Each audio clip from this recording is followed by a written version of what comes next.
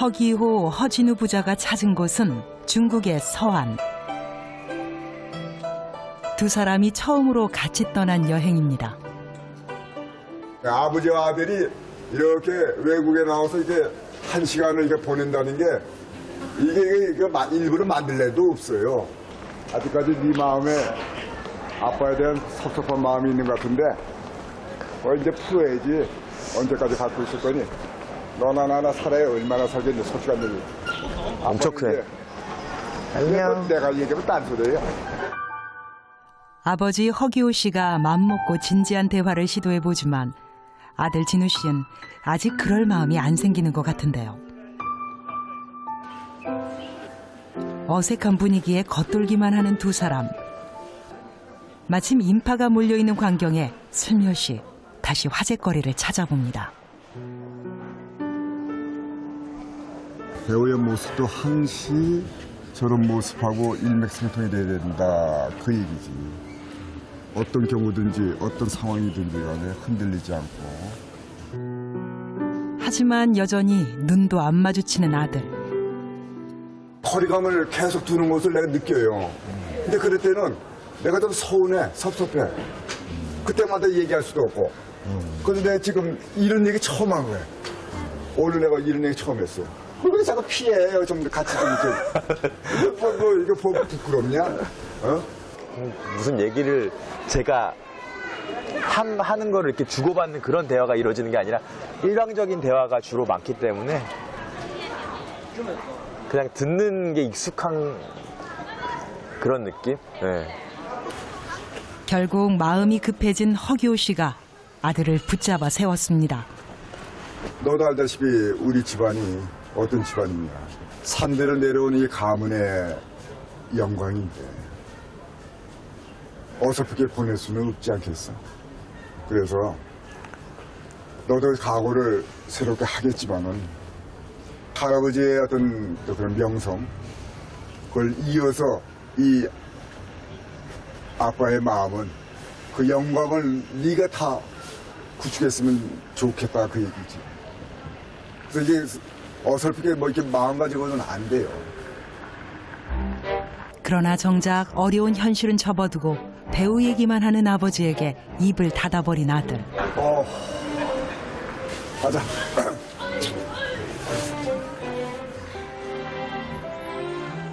아버지 허기호 씨는 어디서부터 어떻게 풀어가야 할지 아들의 마음에 다가서는 게 힘이 듭니다.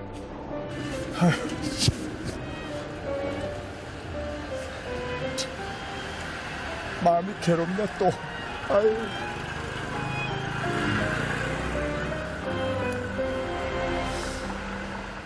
물론 그 어린 제가 어찌 애비의 마음을 다 알 수 있겠냐마는 나 역시 마찬가지로 반대로 내가 이 어린애의 마음을 다 알 수는 없겠죠. 어쩔 수 없이 같이 있는 건데 쇼인도 부자 관계 그것조차도 하고 싶지 않은 상태인 것 같아요. 지금 마음 상태는.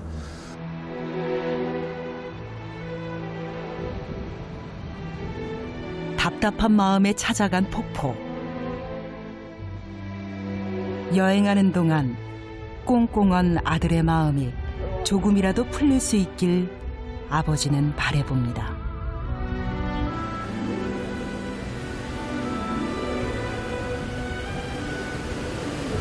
이거 보라고 이거. 이야 이게 자연의 경관이라는 게 이게 멋있다니까. 이게 영화로 보는 거하고 또 틀려요. 직접 와서 보니까 너무 좋네. 우리 아들하고 나하고 막혔던 모든 것이 다 풀어졌으면 좋겠어. 다른 아버지들만큼 잘해주지 못했다는 미안한 마음을 숨기며 모른 척 지내온 동안 서로에게 무관심하게 되어버린 아버지와 아들입니다. 나는 단지 나이가 먹어서 성인이 되다 보니까 그냥 멀어지는 줄만 알았는데 요즘 와서 가만히 보니까 그게 아니더라고. 가슴에 뭔가가 맺힌 게 있어요. 얼음보다 차갑게 얼어붙은 아들의 마음을 아버지의 노력으로 녹일 수 있을까요? 아버진 다시 한번 진심 어린 대화를 시도해 보는데요.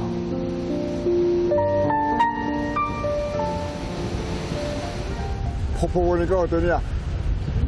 속이 확 뚫리네요. 속이 확 뚫리지?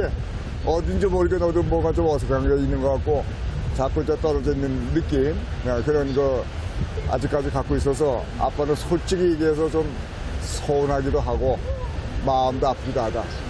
거리 이 정도 거리가 뭐라고 할 건 아닌 것 같은데 이 정도 거리가 뭐 얼마나 된다고. 결국 또다시 입을 닫아버리는 아들. 섭섭해진 허기호 씨는 엉뚱하게도 아들이 말하는 습관을 트집 잡습니다. 배우 생활 시작하면서 이렇게 생각을 했었어. 무슨 얘기냐? 이렇게 일상생활에서도 항시 나는 배우라는 것을 떠나질 않았어요. 이렇게 얘기를 할 때도 분명하게 발음을 내서 얘기를 하고 어떤 경우에 처해 있다 하더라도 내가 얘기하고자 하는 나의 말 내용을 상대방이 들을 수 있게끔 분명히 얘기를 하거든. 근데 요즘 내가 보기에는 말이야 그런 것이 좀 부족한 것 같아. 뭐가 부족하다? 말의 대사의 전달력. 내가 얘기하고자 하는 말의 내용을 상대방이 들을 수 있게끔. 내가 말하고 싶지 않으면 말 안 하는 거잖아. 그러니까 말 안 하겠지. 그런 얘기를 왜 맨날 하는 거냐고. 별로 듣고 싶지 않다니까, 아빠한테는. 그래, 아빠가 솔직히 얘기할게. 엄마하고의 어떤 그런 그 의견 다툼이 있었을 적에 아빠는 그냥 아무런 생각도 없이 그냥 너희들 있는 데서 그냥 이게 의견 다툼이 있었어요. 그것이 어린 네 가슴에 상처를 입은 것 같아. 근데 그걸 이제 와서 물어보는 것도 이상한 거고 그걸 여기서 설명할 필요도 없고 그거를 굳이. 서로 간의 얘기를 통해서 이렇게 얘기를 내가 건네는 거잖니, 질문을. 평소에 아빠가 그렇게 해왔으면 모르겠는데 되게 어색하다니까, 지금? 아들의 반박이 시작되자 당황하는데요. 어색할 수밖에 갑자기 없지. 낯설어, 그런 게. 낯서니까 여기까지 여행 온 거 아니냐. 와닿지가 않아. 우선 마음에 와닿지가 않는다고 내가. 그만합시다. 파토네. 그냥 돌아갑시다. 아유, 얘기 안 돼. 가. 결국 아버진 아들에게 화를 내고 맙니다. 진심을 얘기하고 사과하면 아들도 이해해 줄 줄 알았습니다. 그러나 아들은 애초에 아버지의 마음마저 믿지 못하고 있었는데요. 아버지가 일방적으로 어머니한테 안 좋은 모습들 많이 저한테 노출하셨거든요. 어떤 말, 대화라든지 일방적으로 말씀하시는 거 말고는 대화라는 거는 없었어요. 저나 어머니한테나 마찬가지였어요.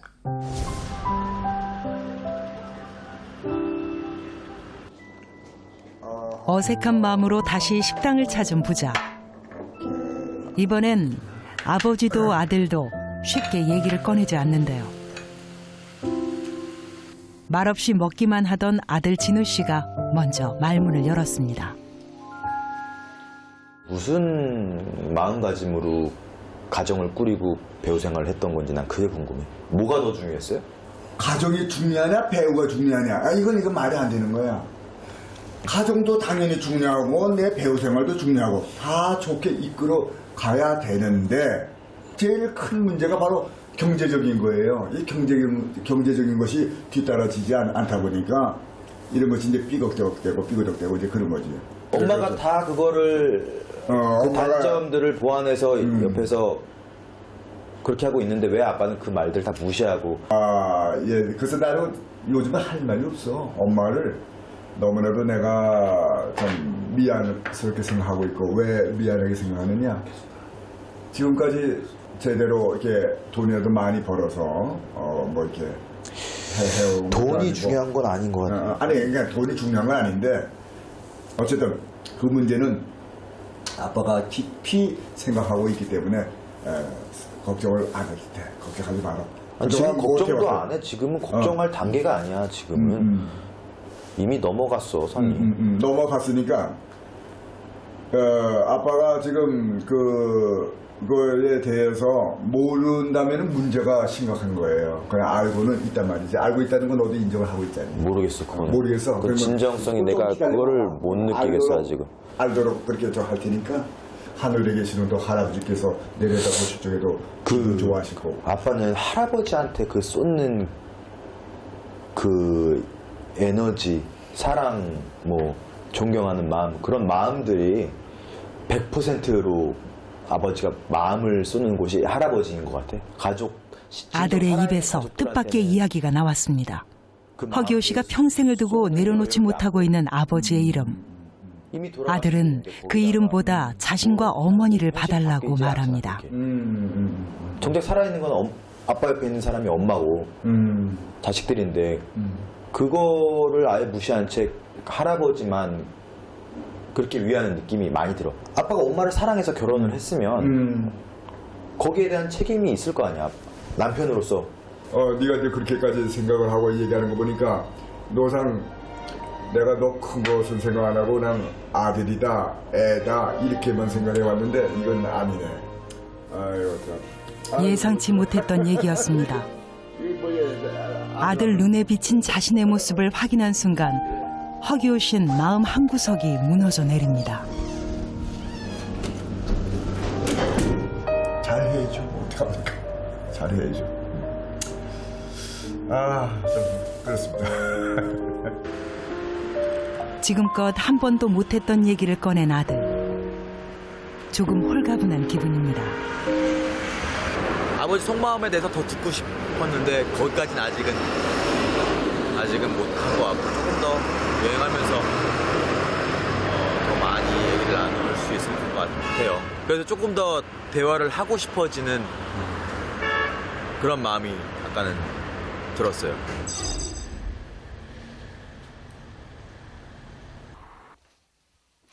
아버지 허장강 씨를 통해 연기자가 뭔지 보고 자란 허기호 씨. 탤런트가 된 고 허장강 씨 아들 허기호, 못다한 효도를 다하기 위해 이때가 나이가 30세니까 지금 내 아들 나이하고 똑같은 나이 때네. 잘 다니던 좋은 직장을 그만두고 30이라는 늦은 나이에 배우의 길을 택했습니다. 제가 영화에 처음 시작을 한 적에 무슨 개런티를 많이 받는다든가 뭐 그런 거 없잖아요. 역시 현실적으로 경제적으로 쪼달릴 수밖에 없기 때문에 세운상가에 전자상가가 있었죠. 이 냉장고도 등에 지고 날르고 같이 그 직원들하고 또 뭐 이렇게 물건 팔기도 하고 뭐 이렇게 누구든 간에 한 집안의 가장으로서의 해야 될 소명과 어떤 책임감이 있기 때문에 그걸 하는 거잖아요. 배우로 살기 위해 치러야 할 희생은 비단 경제적인 것만이 아니었습니다. 아버지만큼의 인정도 인기도 얻지 못하면서 허기호 씨는 점점 더 아버지의 이름에 집착했고 결국 그의 곁에 있는 아내와 자식들을 돌보지 못하는 가장이 되어버렸습니다. 할아버지만큼의 유명세를 어떤 원했던 것 같아요. 다들 갈증을 느끼고 있었던 것 같아요. 저희 어머니 또한 아버지의 그런 잘 되는 거를 또 바라고 있으셨고 그런 바람들이 저한테까지 이제 잘 되는 거를 바라셨던 거니까 그러면은 그걸 모든 걸 충족할 수 있는 거는 내가 배우로서 잘 성공을 하면 모든 것들이 다 해결이 되지 않을까.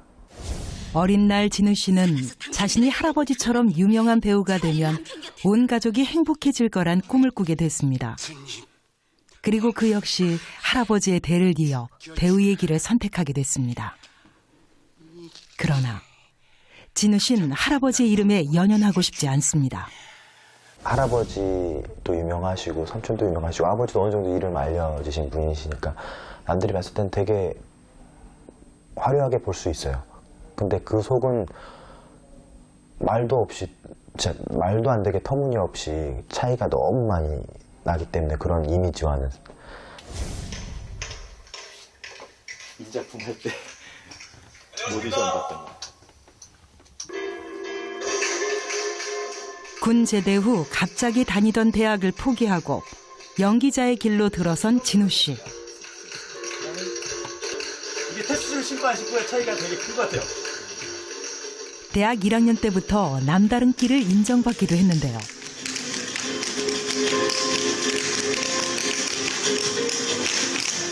뭐 열심히 안 하냐 이런 말을 할 입장이 아니시거든요, 사실.